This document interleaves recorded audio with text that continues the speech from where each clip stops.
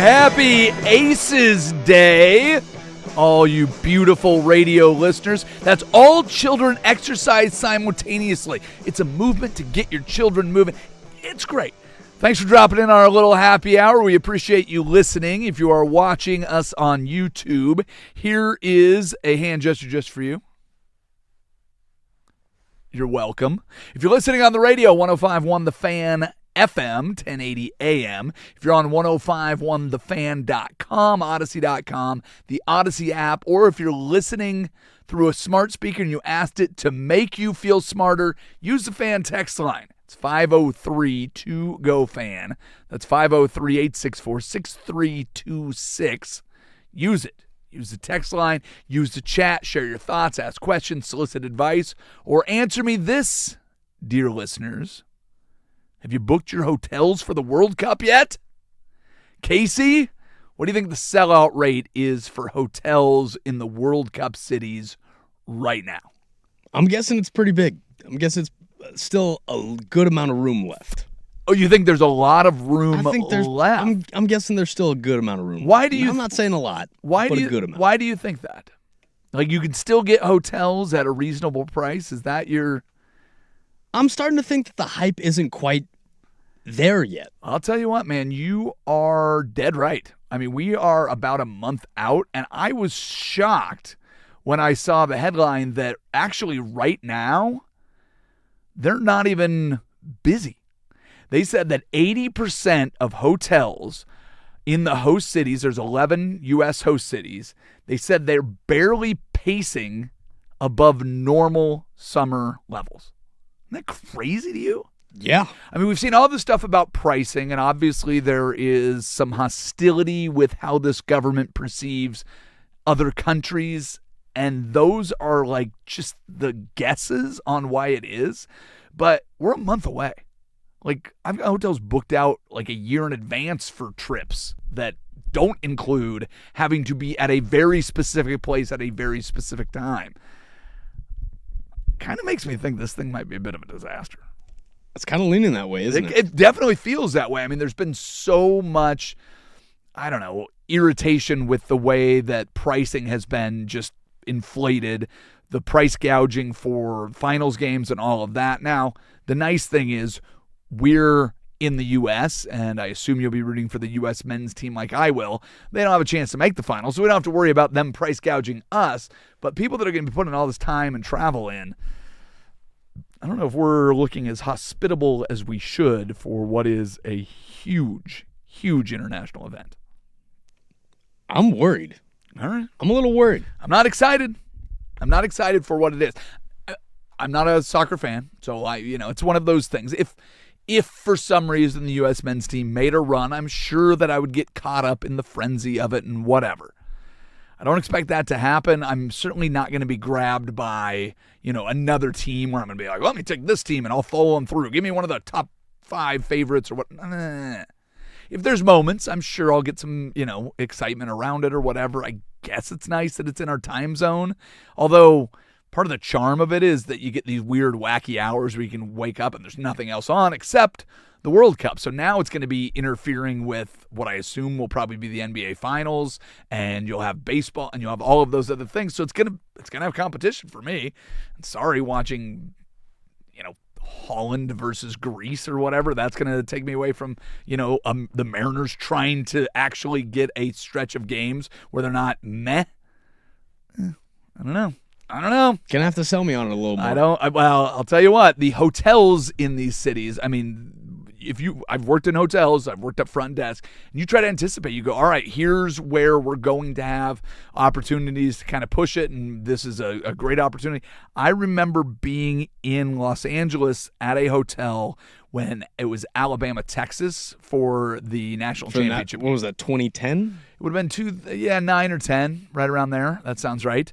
But it was insane. Hotels, the game was being played at the Rose Bowl, and it was sold out to Long Beach. I don't know how well people know the geography of Los Angeles, but Pasadena and Long Beach are nowhere near each other. Our hotel in Westwood, which is next to the UCLA campus, was sold out, and people were coming in asking for rooms, and we have a little directory. We go, hey, Closest I can get you, because we're part of a hotel group, is Long Beach, another 45 minutes the other direction away from it. And people were showing up that didn't have tickets to the game.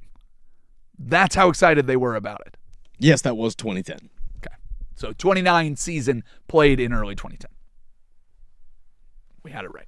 So I don't know. It feels like it's going to be a disaster. It's a sporting event that I know that the world is excited about, but I don't know if everybody around here is all that excited about it. You know what people around here are excited about? It's going to be at the same time.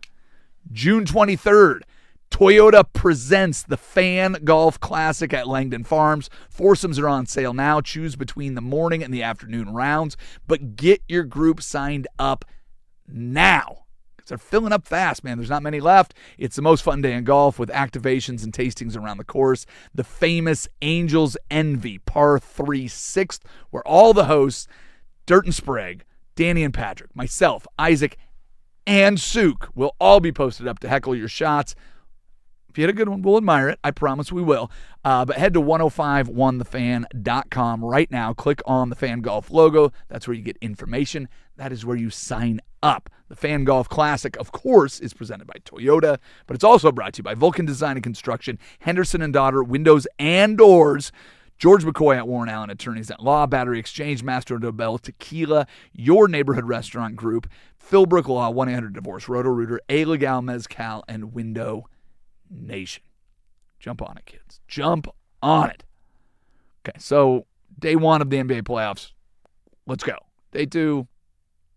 A lot of injuries out there. Luka's still getting very frustrated. Has no idea when he's going to be back. Here's what I know. The original estimate for when he'd be back, 8 weeks. Where's he sitting at now? 5 weeks. You can see his frustration on the sideline. He wants to be out there. LeBron doesn't have a whole lot of guys that he can turn to out there that are what Luka is. So it's going to be a real tough one. But we knew that. This is the defending champs. Weird. They look good. Chet Holmgren, when he can be the third or fourth option on a team and you have to try to stop everybody else, it works out pretty well. He had a very nice game. I still don't buy Chet as the star that they keep trying to make him out to be. He's 7'2" and runs like a deer and can go up there, but do not sell me on the idea that a Chet Holmgren dunk is thunderous. I know that the play on the mascot or whatever. Dude, that guy jumps up at 130 pounds and 7'4", or whatever it is. He has to jump about 6 inches to get above the rim, and then he hangs on it. The rim doesn't even move. The net barely sways, and then he flexes his tendons. Give me a break, okay? I'm not getting behind that. Listen, the Thunder are a very good team. I was wrong when they were ascending that they had the nucleus they needed to go out there and actually win a championship. I will admit that. Still not buying that Chet Holmgren is an intimidating person in the NBA. It's just, I can't look at that guy and go, oh. Again, it's one thing when DeAndre Ayton is the center. It's another thing when Victor Wembanyama is across from you. We'll see. Or Rudy Gobert. Remember, Spurs are not winning that series right now. So don't sell me on the idea that Minnesota can't win that. They're playing with a lot of things working against them, but they've been to back-to-back conference finals. They kind of know what the grind is like. I know I said it against the Blazers, which is wishful thinking. The Spurs do not have a ton of playoff experience, and they were not tested and pushed to the limit by the Blazers. I still don't give them a whole lot of experience after wiping the floor with a team that just made it in.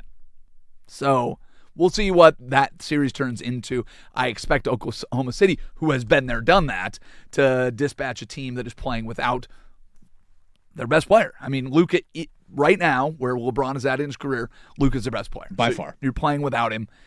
You should be able to dispatch them. Again, this is a guy that scored 600 points in a single month, and only 2 other players in history have ever done that. I believe he is number 2 behind only Michael Jordan for playoff scoring average. So I feel like we've got plenty of time. You're going to see these series go out there and get it.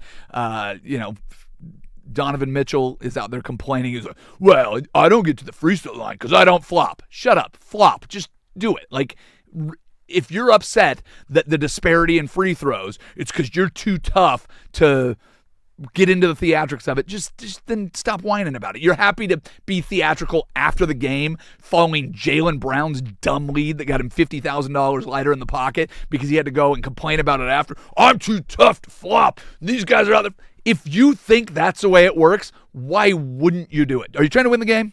Shut up. I know that the NBA doesn't love flopping. I know that soccer doesn't love flopping. But guess what?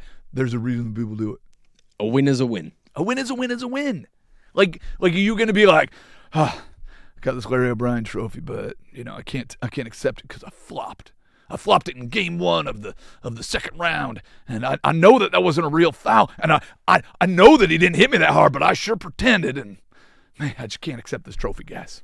Take the finals MVP. Throw it in the trash. I don't want it. I flopped. I went against who I was. Shut up. Like, I don't live stream Jaylen Brown. Like Donovan Mitchell, like, oh, we didn't have those because I don't flop. Like, calm down. Calm down with the whole thing. You want to do some in case you missed it? Let's do it. Let's do it. In case you missed it, Minnesota Wild forward Kirill Kaprizov was accidentally kicked directly in the groin by an ice skate of Avalanche defenseman Brent Burns. Luckily for Kaprizov, his protective cup prevented a terrifying slice or, God forbid, a dice. Less lucky for me, I had a $50 bet on a Sweeney Todd prop that would have paid out big time if somebody lost a member and finished the power play. Thanks for nothing, carbon fiber. The Sweeney Todd references was not one I had penned for today. Well, there you go. That's what I'm here for. In case you missed it, veteran quarterback Russell Wilson revealed that he does, in fact, have a contract offer from the New York Jets, but he is strongly weighing a transition into television broadcasting instead. Of course, Russ was also recently spotted at Savannah Banana Games, so some insiders also saying that he is weighing about 280. So it's weighing a lot of things, and he is weighing a lot of pounds.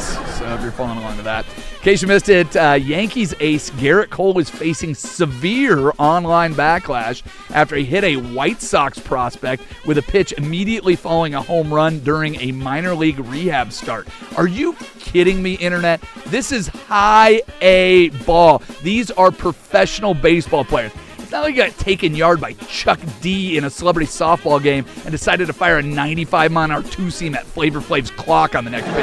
Get over it. Did you have Public Enemy on your bingo card? Fight the power. Trying to go deep. In case you missed it, Dodgers ace Tyler Glasnow became the fastest pitcher in Major League Baseball history to reach 1,000 career strikeouts. His milestone, though, ruined when he had to exit the game in the second inning with lower back pain. We're still waiting a formal diagnosis from the Dodgers' newly appointed medical director, Clayton Kershaw. So we'll see. Dude, if they have the same guy that helped Clayton with all his back pain still on staff, fire that dude. I'm just saying. That is, I immediately went, I think I've seen this uniform story before. I feel like I've seen this before. In case you missed it, Astros infielder Carlos Correa is officially out for the season after a freak accident in the cage. He took a swing during batting practice and his left ankle tendon just snapped. Now, look. I know the Astros are in my division, and they're famously dirty, rotten cheaters, but I cannot laugh at a guy ending his season just taking a routine swing in the batting cage. You just can't laugh at that. So I want to say a huge thank you to Jose Altuve, who stepped in and provided the most embarrassing and pathetic swing in baseball history on the exact same day. Thank you for keeping the laughter alive, Jose. You are a true hero. Did you see that swing? Oh, man. Despite making the tiny second baseman look like a big dummy, though, Shohei Ohtani gave up his first 2 home runs of the year, and the Dodgers fell 2-1 to the Astros. Ohtani is also currently on a 0 for 17 hitting slump. Hey, Dodgers, Ohtani is clearly washed up. The Seattle Mariners would officially like to offer a trade for Rob Refsnyder, Ryan Bliss, and Humpy the Salmon. Can we make that deal happen? This guy's going nowhere. He's a bum.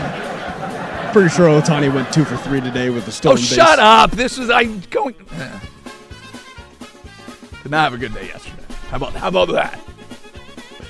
In case you missed it, in an effort to calm the chaotic Dallas franchise, Masai Ujiri's introductory press conference, he firmly shifted the spotlight to developing the number 1 overall pick from last year, Cooper Flagg. And Klay Thompson is pissed. What do you mean, build around this guy? What do you... I got too many jokes today. Well, maybe I don't have enough jokes. Who knows? I don't know if anybody else is laughing at these, but they're making me laugh. So what are you going to do? In case you missed it, the Brooklyn Nets are reportedly hesitant to pursue a trade for Giannis Antetokounmpo because they expect the new team to also have to open roster spots for his 2 brothers. Wait, what? Dude. Hey, I better not hear this from the Blazers that they don't want the 3 Antetokounmpos. If it helps Giannis to get to Portland, Theraflu and Alka-Seltzer can move in with me. The Twins can move in with Graham or something, and we will take the whole lot of them. Send Cousins, send whatever. Like, what? Thanasis turned to Theraflu? Is that, did I have it wrong? Is it not Theraflu and Well Alka-Seltzer? Is that not? That's not their names. I like that. And finally, in case you missed it, an 8-year-old boy was violently attacked and bitten by a rabid beaver while fishing at a public park in New Jersey. The child tripped while trying to escape, and a family friend had to violently kick the beaver to detach it from the boy's thigh. Even after being kicked off, the rabid animal continued to aggressively circle until the emergency medical services arrived. Let me check my list of reasons not to visit New Jersey and see if rabid beaver attacks on there. Okay, let's see. The smell, the humidity, traffic, potholes, tolls, Rutgers, the Jets, the Giants, ticks, all other bugs, the Jersey accent, gold chains, hair that defies the law of physics, gabagools, noise pollution, actual pollution, Snooki, the actual Jersey Shore, general hostility. Nope, that's not on there. Let's add rabid beavers to another reason why I will never visit New Jersey.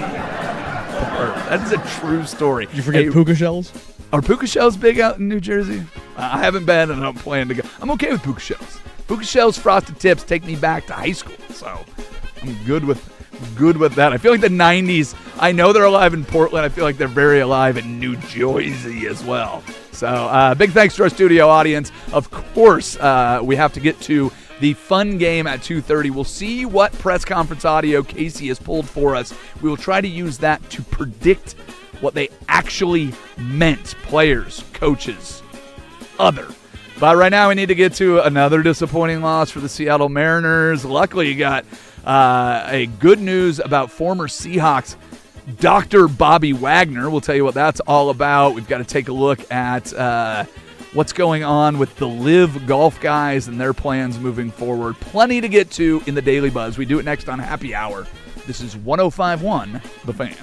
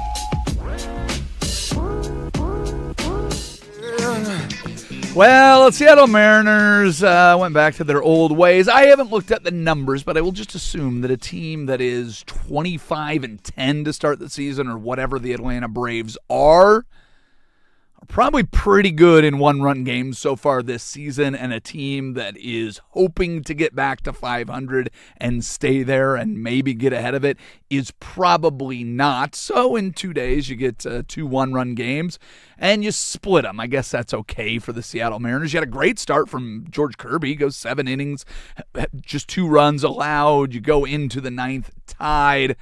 Matt Olson came up big when they needed him to. Nobody for the Seattle Mariners able to match it in the bottom. And the Braves get a win. Olson had a 412-foot home run blast as the first batter in the top of the 9th. And you just kind of went, here it goes. He's having himself a nice year, though. He's a good player, man. He just yesterday, I believe his home run in the game yesterday was his 300th, which makes him one of only 160-some people to do that. So nothing wrong with that. Something wrong with Andres Munoz, but he also came in to try to save back. Well, he came in back-to-back games following a save last night, tried to give the Mariners a chance for the tie going into the bottom of the 9th. Not able to do it, but you're missing Matt Brash. You're missing Gabe Spire, who just went down. So the bullpen looking a little roughed up. You did have Cal Raleigh return just to strike out 3 times. So not the best outing for the Seattle Mariners. But again, you're playing the best team in baseball. So what are you going to... No? Was that good? That was great. Yeah, thank you. The Buzz. Little Bobby Wagner news. I'm sorry, Dr. Bobby Wagner news. The former Seattle Seahawk linebacker went back to Utah State, where he was officially had his number 9 jersey retired, and the school gave him an honorary doctorate. So please, if you're going to speak of the great linebacker, please, it's Dr. Bobby Wagner, and he'll tell you the same. The Buzz.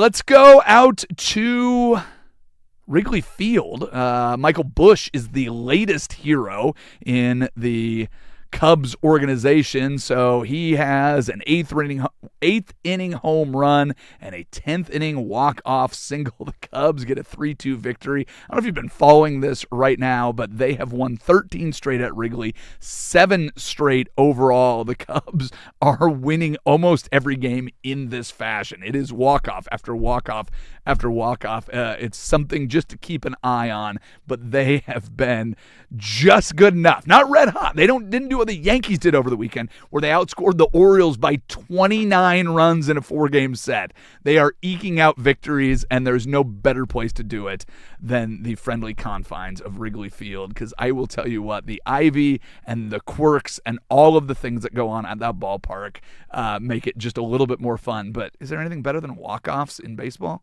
I mean, come on. Gotta It's love great. it. Walk-offs at Wrigley. That's the only way it gets better. The Buzz. Good news for the Red Sox. A guy named Roman Anthony. I don't know if you've ever heard of him. Pretty good at baseball. He left the game the other day with a wrist sprain. Sounds like nothing serious.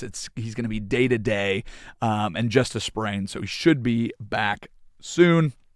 And not a big deal. It's going to haunt them for a season that has not started the way that they want to. The Buzz. Oh, I don't know if you've been paying attention to what's going on the sideline at Madison Square Garden, but who's the bigger fan? There's man-spreading. There's all kinds of things going on. Well, one of those super fans just got offered a 10-day contract after they saw a video of Timothy Chalamet out draining step-back threes on the Madison Square Garden court after the Game 1 victory. The Knicks social media went out there and jokingly go, man, we need to get this guy signed up. What is he, all of 5'6" and 102 pounds?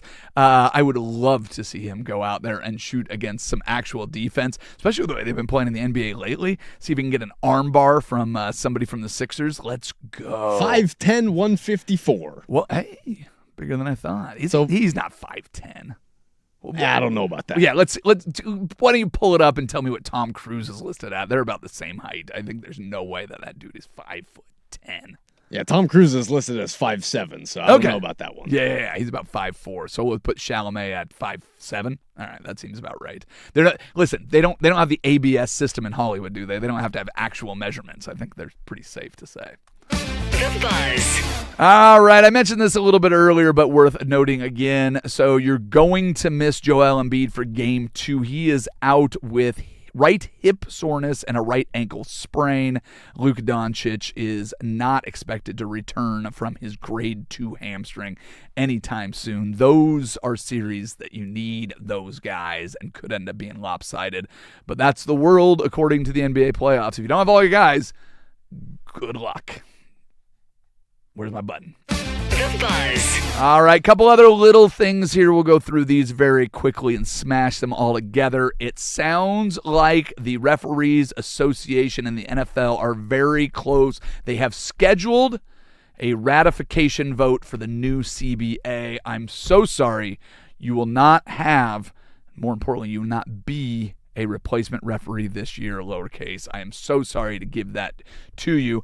Also, in soccer news, I know we already mentioned that we are not expecting the World Cup to be great, but if you want to get paid to watch it, what would it cost to get you to watch all 104 matches of the 2026 World Cup?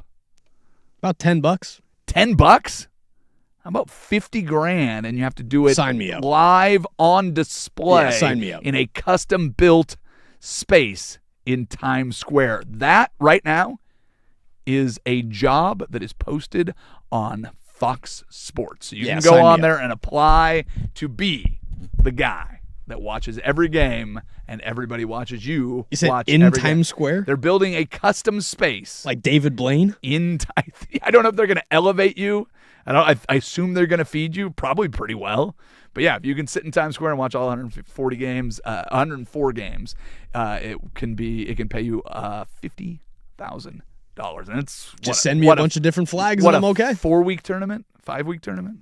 Sign me up for it. Not all that long. Hey, let's walk over to the George McCoy at Warren Island Sports Desk to see what we missed.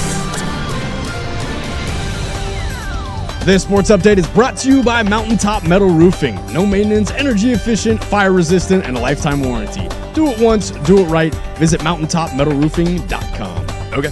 First on the fan, a house cat in Port Orchard, Washington got a taste of its own medicine after it attempted to hunt a bald eagle. Oh, don't do that, kitty cat. That is a terrible idea. The footage shows a cat, a brazen house cat, Yeah. creeping up towards a dock as a eagle sits majestically. And whoa, did this eagle nearly have a fresh meal. And the cat got away? The cat got away. And again, you can hear it in the video. The lady who's taking the video calling it a freedom chicken, calling this cat dumb. It's a great video. I'm sending it to you. All right, I will take a look at that. It conjures a memory of my childhood. It's a fuzzy memory, and I can't remember all of the exact details, but the actual image of the fight will stay in my head forever. We were, little rapscallions that grew up on a dairy farm, and when you hit a certain age, I don't know, 7 or 8, we all got our little BB guns. We got our air rifles out there. We would take out every bird in the 2 acres that we had and the 2,500 acres on the farm, and we got more than our fair share of birds. But you hit a blue jay in the wing, he ain't going down. He's just not going back up. And so we had these kittens all sitting on the front porch, and one of them decided to take on this winged blue jay, and it was like the cartoon Ball of Fury, just wrestling, and they're going back and forth on the deck, just rolling back and forth until they just tipped off the deck. And I don't think that cat was going to win that fight. So good luck against a bald eagle. And for more Yikes. sports scores and stories in 60 minutes, I'm Lowercase from the George McCoy at Warren Island Sports Desk. Hurt, missing work? Insurance companies acting like jerks? Don't call your mom. Call George McCoy at warrenisland.com. Sports Saturday with Joe.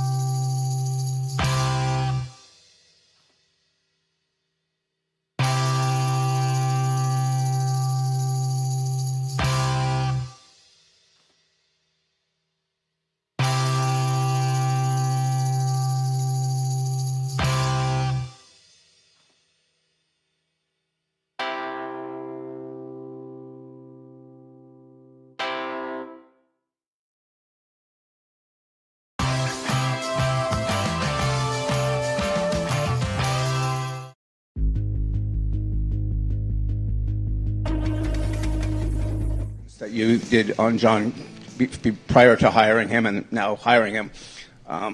In the past, say 3 to 4 days, I have been in contact with about 20 people who work in the National Hockey League, many of whom are prominent names that we would all know. And of the 20 people I spoke to, one was supportive of John's hiring, and the other 19 thought it was a sham, to be perfectly honest. Words were used like con artist, liar, salesman. How did you come to a different conclusion that I was able to come to in a very short time? I must have talked to different people. That's it? Because I'm telling you, the hockey world today is astounded by this announcement. Okay.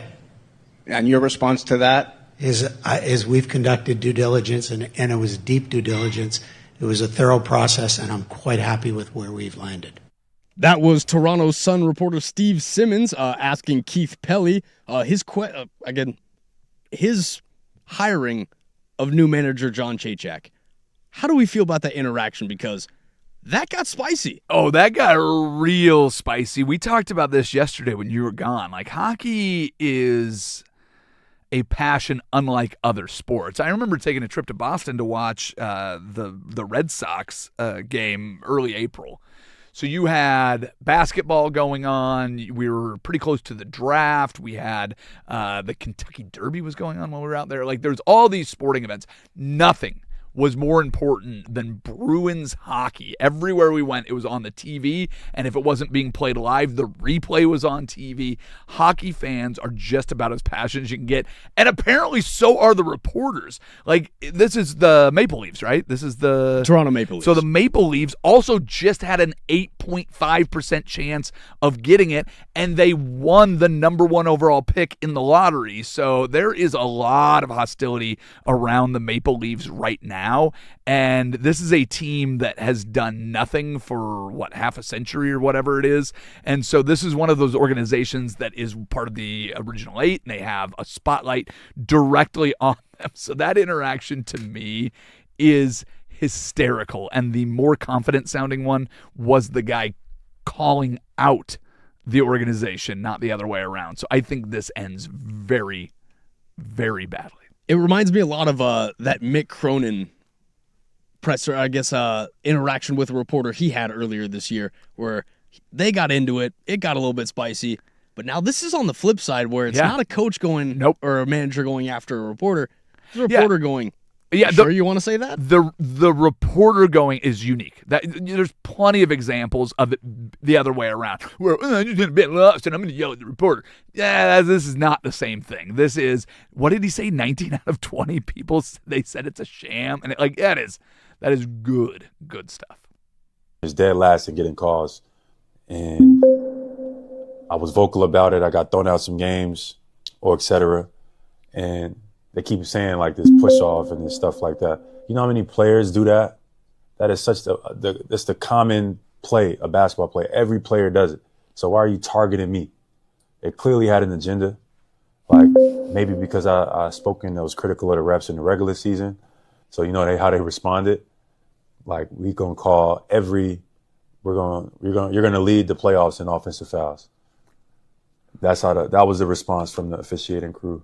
You could clearly tell, and I've actually spoke to some refs, and they said it was agenda going into each game. So anytime Jalen brings his arm up, just from reputation, just call it.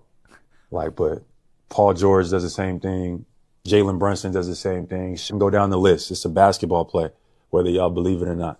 You know what I mean? Everybody does that when you drive, especially if you got bodies on you. But Philly took advantage of it, and they took advantage of the officiating, and it cost us to some degree. But I've been doing it all regular season, not a problem. And now all of a sudden it's offensive foul every time. You better keep that same energy with everybody else. That's all I got to say. That was Jaylen Brown on his exit from the playoffs, I should say. Yeah. Well, Brown has now been fined $50,000 for his criticizing of the officials, but I find it really funny that he still was not fined more than LaMelo Ball was for nearly injuring Bam Adebayo. Well, yeah, I mean, to keep the integrity of the game, obviously you've had official issues in the NBA. So I think this is an integrity of the game thing. The idea that, you look at a play and go, was the intent to injure somebody or was it the result to injure somebody? That's an entirely different thing. But, man, this is just so, like, it's so much just whining, and it's this neurotic idea that you're the only one. I talked to officials, and they told me there was an agenda. Like, dude, come on, Jaylen Brown. Like, I know that you're greatness, and I know that you're not actually balding, and I know that, you know, you can win without Jason Tatum, except for you can't. But that was some high level arrogance and just no ability to see it from another point of view. Only the fouls were called against you. Calm down. I had to check myself this weekend during the lacrosse tournament because all the parents are coming up. Those officials were so bad. And I'm like, no, of course we see it that way. We're watching our kids going. Like, calm it down. It's not an easy job. Nobody's intentionally going out there. The other one that I hear constantly in sports is the idea that, like, somebody can intentionally go out there and manipulate the game in a way like that. Like if they're that good of officials, they would never miss a call, and they would be able to fix every game. And Donaghy would be a lot richer than he was. It's a very tough job that they have. You're probably going out with a little more aggression because it is the playoffs. And guess what? The way that you played game 65 during the regular season is not the same way you played game 4 against the 76ers when your back was a little bit against the wall. Shut up. The Hoosiers are planning the trip to the White House. 11th, May 11th, later this month. Are you able to make that trip? Are you planning on going there? I believe May 11th is the first day of OTAs. If I'm not mistaken, I have the calendar. However, you know, I don't have the calendar. Sorry. I'm sorry. I gotta check Teamworks. If it is on the first day of OTAs, like I said, I'm in the bottom of the totem pole here. Yeah. I gotta prove myself. I can't miss practice. I'm not anything official. I don't have a calendar. But I just wouldn't, as a rookie, I don't think that's a good look. And I want to, try to best serve my teammates. And I don't know if that'd be accomplishing that goal. Because although it'd be,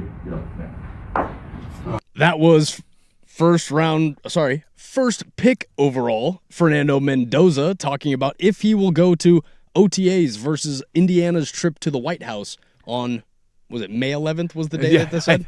I don't have the calendar in front of me, so I can't say. calendar. I don't have the calendar, so I can't say whether or not it's the date. That's a pretty good cop-out. Like, you have to admit, like, one of the things that keeps coming up anytime somebody talks about Fernando Mendoza, it's his IQ. And not football IQ, just flat out his IQ. The way that he approaches the game. I mean, he was at Berkeley before he went to Indiana, so obviously he has some level of intelligence just to get into that school. I don't know what they're doing as far as academic exemptions for the football team, but this is something that you hear again and again. I mean, he talks about stoicism and the way that he approaches the mental side of the game, and some of the quotes from him, as much of a dork as he is. Goober, as I like to say. Goober is a very good word. The guy is increasingly smart, and I think, honestly, one of the smarter things that the Raiders may have done is paired him up with Kirk Cousins. Those guys are going to be like two dorks in a pod, two goobers in a pod, as it were. So I think they're going to get along famously, and if Kirk Cousins has figured all this stuff out as a 4th-round pick, being the number 1 overall pick, and already brushing off any controversy that might be surrounded with the current administration and White House visits that all seem to turn into more politically charged events than they should. He probably went to him and said, "Hey, can you make sure we have practice that day?" Quick update. Yeah. Julio Rodriguez just left the yard. Yes, let's go, Julio. Hey, quick, before we get to our final little wrap-up segment, I need to tell you guys something. I've got tickets to give away. To Trevor Noah, July 22nd at Hayden Homes Amphitheater in Bend. You need to text in the code word. Do you know how to text? Do you have a pen? Get a pen. I will give you the code. Do you have a pen? Let me know when you have your pen. You got your pen? 503-864-6. Do you have a pen? Did you get the pen?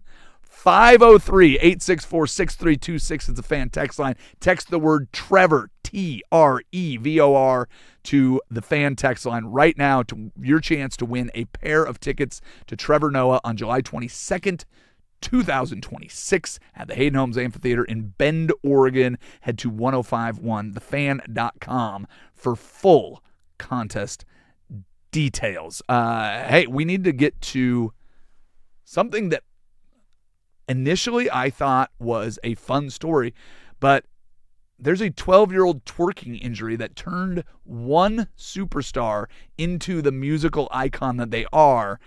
And I just realized maybe because you didn't hurt yourself twerking at 12 is the reason that you're stuck here with us, Casey. So I will tell you who that icon is, and I will do it next when we do one more for the road on Happy Hour. This is 105.1 and the Fan Sports Network.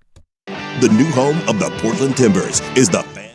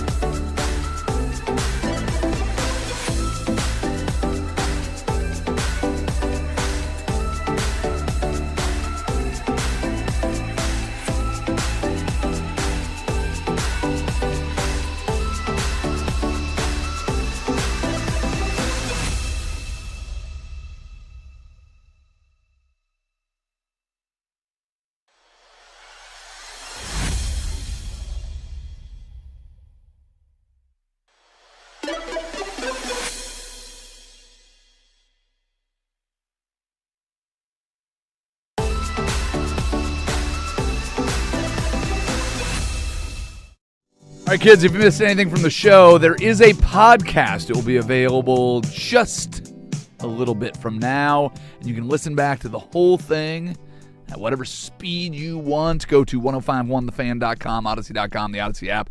Honestly, anywhere that podcasts are available, and some places they're not, you can find it. It is out there. Lowercase, what are the people saying on the fan text line and the YouTube chats that we need to address?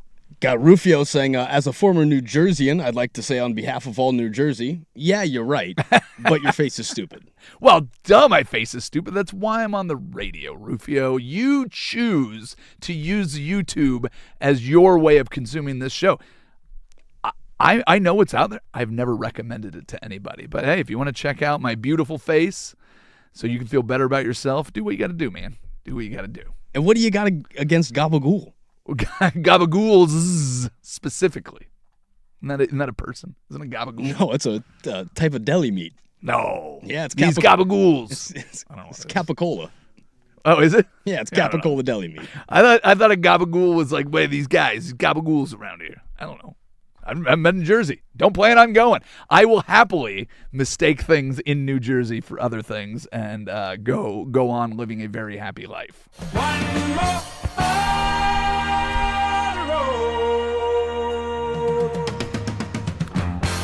All right, lowercase. There was a 12-year-old little girl. She was out there and she wanted to be a dancer. That's all she wanted to do. But at age 12, her dance career was taken from her. Why? A twerking injury. A severe strain in her hip at age 12 forced her to quit dancing and instead laid up in the hospital on crutches. Went into her first meeting with music producers. That little girl, Billie Eilish. This is a true story. She went on and said that she ended up writing her first song, Ocean Eyes, that became a viral hit. And she actually went into the label meeting on crutches because she was kicked out of her dance, or knocked out of her dance crew because of a twerking injury. Her quote, "When you think something is ruining your life and it's really actually saving your life." That is Billie Eilish. Twerking Powerful message is right what there. we have to give. I would have come onto this show any other day if you asked me where I stood on twerking. I would say, don't let your 12-year-old daughters twerk. It's inappropriate and it's unacceptable. But today, I kind of have to encourage people to do it. If you want your daughter to do anything besides dancing, get her twerking now and often until it knocks the twerking right out of her. It's the only thing that we can do. The Grammys are on the way. That's right. Yeah, my Grammys start piling up. If you had twerked when you were 12 and given up your dance career earlier, you could be Billie Eilish. I don't think so. I think I'm still missing a lot of things. Thanks, everybody that listened. Thank you, lowercase. And, of course, thank you, Isaac Ropp. We're all done for now. Bye-bye. Bye.